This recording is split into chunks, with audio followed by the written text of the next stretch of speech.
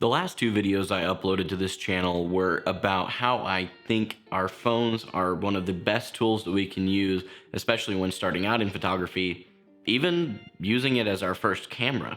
In this video, I want to discuss the final reason why I think our phones are the best place we can start as photographers. And that final reason is that you can edit right from your phone. Good afternoon, good morning, good evening, everybody out there on YouTube. Wherever you are in the world, whatever time of day it is for you, I hope you are doing well and staying safe. A lot of craziness going on in the world, so make sure you're kind of keeping up with that and staying informed.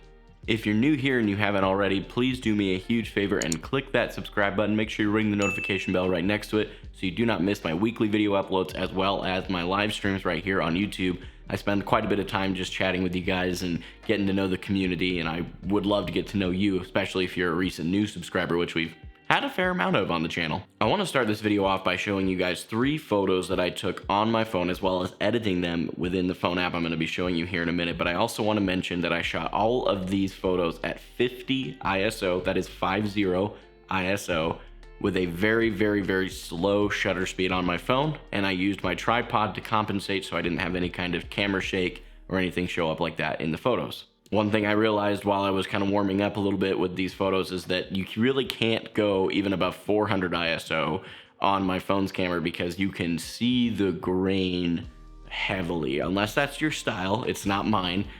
You just don't want to go above that. I don't know if that's going to be true for you and your phone, but be aware that ISO is a very touchy thing anyway, and you're on a phone, which it's a great thing, and again, it's a great place to start, but it's not going to be a high-end camera where you can crank that ISO up and kind of compensate later. I did edit all of the photos that you are about to see in an app that is both available on Android and iPhone. It's called Snapseed. It's a very popular photo editing app. What I didn't realize is that it was capable of editing in RAW, and it's free on both of the stores from what I understand. That's what it's saying on the internet, and we all know you can trust the internet perfectly because no one would ever lie on the internet, right?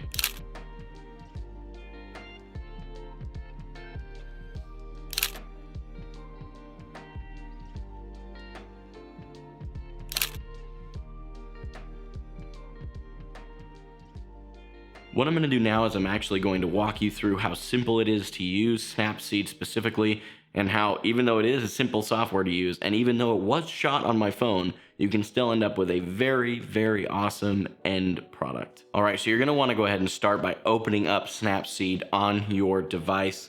And then if you tap anywhere like it says to open a photo, look for the RAW format photo, which I happen to know is this photo right here of my Bible.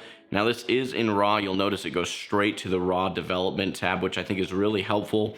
Basically, this is the stage you want to do the majority of your editing in my opinion, as far as corrections go. The artistic side of it, hang on to that for just a minute.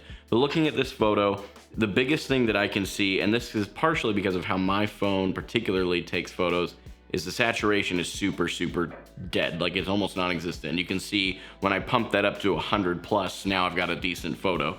But that is pretty much all I want to do right now. I might go ahead and tweak the exposure a little bit. It does seem a little underexposed now that I'm looking at it on my phone, but I'm not going to do too much. I'm going to go about a half stop. We'll go ahead and click the check mark in the bottom right. And now you can see, even now I've got a decent photo, but here's where you get to all the tools. Look at how many tools. Don't get overwhelmed. Look at how many tools are available to us now. It's incredible. And one of the things that I want to start off with is the tune image, that second option there you may have seen. I'm gonna go ahead and click that, go into here, and honestly for me, I love contrasty images, so I'm gonna pump that contrast up. Nothing too crazy. I don't want to look like a total amateur. I do know that contrast is great, but not that great. A little plus 30 contrast. Honestly, beyond that, I think it looks really good. We're gonna probably, I don't know, let's look back at it for a minute. Honestly, I don't want to do too much editing, but the shadows do seem a little dark, and I probably should have done that in the prior stage, but this is just to show that you still can do that even here. You can go over to where it says shadows in that same little slider, and I'm going to slide the shadows up just a little bit, and see, it doesn't do quite as good in this side of things. It's much better to do in RAW, but honestly, simply put, that to me is a better photo than most people will take for a lot of reasons, and it's not just because of the editing. But to finish this quick portion up, go ahead and click export, save, and then you'll see in a couple of really quick steps, it saves the photo for us. And now I have a edited photo that I captured from my phone. Folks, this is the reason why I think our phones are an incredible tool for us as photographers. I fall victim constantly, especially because I have this really nice camera that I'm using to record this video on. I get spoiled by it. And if I don't have it and I wanted to capture something, I make the excuse that, oh, I don't have my nice camera, I can't do anything. You can do something. And as I continue to document my journey going forward, I wanted to start here. I wanted you to understand that I started on my phone for a huge reason, and I've been taking photos on my phone for years. Unfortunately, I wasn't smart enough to save any of them because I didn't actually think I was going to go into photography. But I just want to encourage you that if you are struggling right now, maybe financially, a lot of us are struggling. I get it. Believe me, I understand. Don't let the financial end of things discourage you. Almost all of us, and there are some of us who don't, but almost all of us have a smartphone in our pockets. Maybe yours isn't as new as mine. Maybe yours isn't as fancy as mine. Don't let gear become the reason you don't try photography. Start with what you have and go from there. Thank you guys so much for watching this video. If you enjoyed it, be sure to bless that like button for me before you get out of here.